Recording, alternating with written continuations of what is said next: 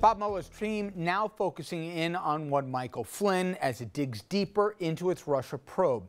Flynn's attorneys, they have now stopped talking to White House lawyers, and that is causing rampant speculation that Flynn could be cooperating with the feds. Flynn's ties to Russia predate his working with Donald Trump. He sat with Vladimir Putin in 2015 during an event in Moscow. Then he became the Trump transition team's point man with Russia.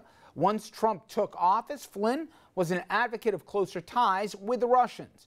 But federal prosecutors, they're digging into Flynn's ties to Turkey.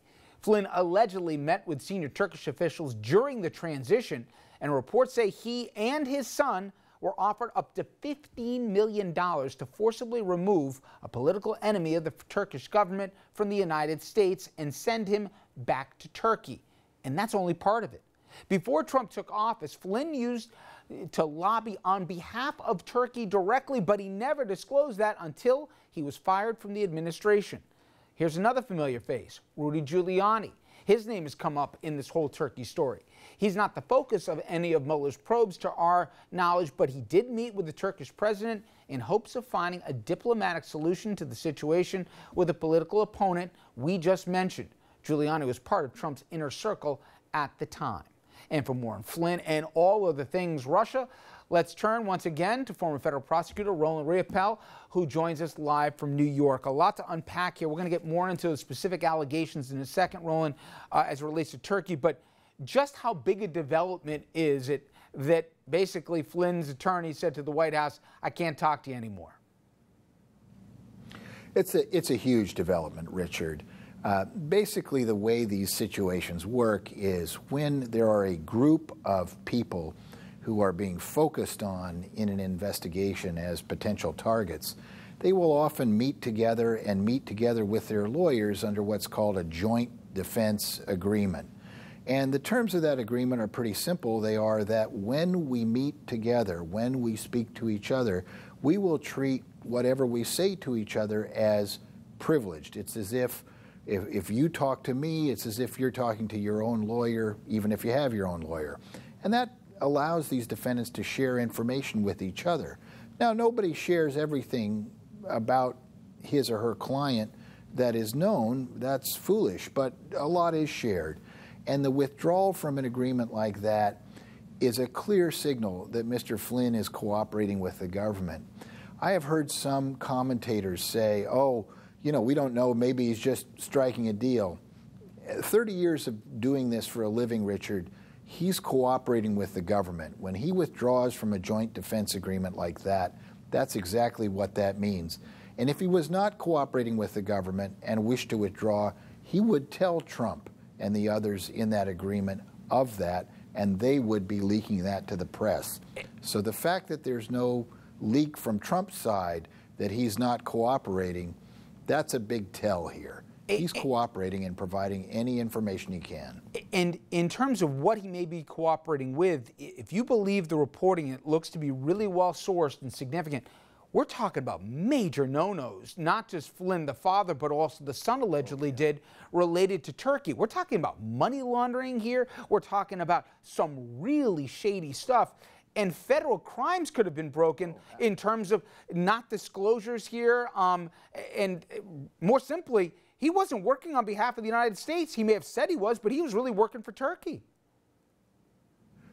Exactly. And in fact, you know, one crime that hasn't been mentioned much is a bribery crime. He's been offered $15 million to work for Turkey and try to change American policy to Turkey's benefit. That is a great, big, giant bribe. And I think what really killed Flynn here, more than anything else, is the fact that some of the crimes he was involved in, things like an attempted kidnapping, for example, of that cleric in Pennsylvania, that's a state crime. And Trump can't pardon him for state crimes. And Mueller has been very smart about working with state prosecutors and letting them know that if Trump pardons Flynn, I'll give you the information you need to prosecute this man in the state. So Flynn knew he was out of gas and out of time, and it was time to get on Team America, and that's exactly what he did here. He had nowhere to go, ultimately, other than to Mueller. And this very news well for may Trump. not, Roland, just start and stop with the Flynns. You look at Wilbur Ross is connected to a Cyprus bank here and others, and talk about some of the players involved on Mueller's team. I mean, you're talking about guys that are, whose specialties is international bribery, money laundering, etc. If anybody has any questions about that, this doesn't come down to money. And by the way, if it's true, what Flynn was attempting to do with White House letterhead to try to advance a policy, a nuclear policy in the Middle East to literally escalate nuclear tensions, forget about this just being skeevy and criminal potentially. It's dangerous to American interests. I mean, for anyone who thinks we're talking about semantics, this is really significant stuff. Sure. And by the time it's over, we may find out he was offered $15 million for that, too. This man was clearly a hired gun who purported to be working for America, but was really at all times working for those who paid him money. And that's unfortunately been a theme of the Trump administration generally.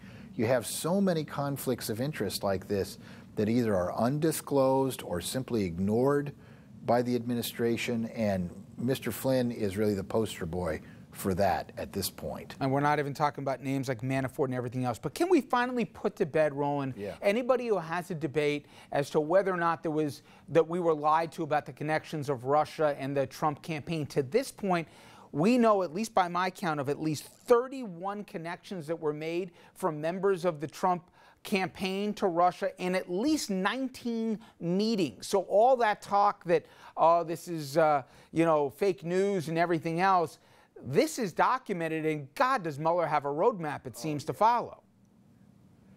Absolutely, Richard. And we, I think, are only aware of the tip of the iceberg. I'm sure that Mr. Mueller knows so much more. And when you do the timeline, it is so damning. Why on earth would Mr. Trump, the day after firing Jim Comey, invite the Russian ambassador into the White House, exclude the American press from that meeting, and then brag to the Russian ambassador about firing Comey so that you could take the heat off yourself in this Russia investigation? Why would you do that unless you had some real worry about where that Russia investigation would lead? We're a long way from home. I mean, one of the most ridiculous things I've heard in the last few days is Trump and his lawyer claiming that this will all be over by Christmas. Richard, it's only going to be over by Christmas if Trump's impeached by Christmas. That's the only way it's going to be over by Christmas. Otherwise, this is going to go on a long, long time, and there'll be a lot to find out as we go downstream. I got less than 30 seconds, Roland, but we know that Donald Trump Jr. is going to have to go before another Intelligence Committee on Capitol Hill. At this point, do the House and Senate Intelligence Committees just get in the way, or do they actually serve a purpose?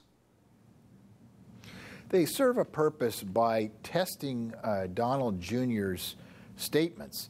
I'm sure that his statements are endlessly contradictory, inherently self-contradictory, and they need him to come back and clarify things.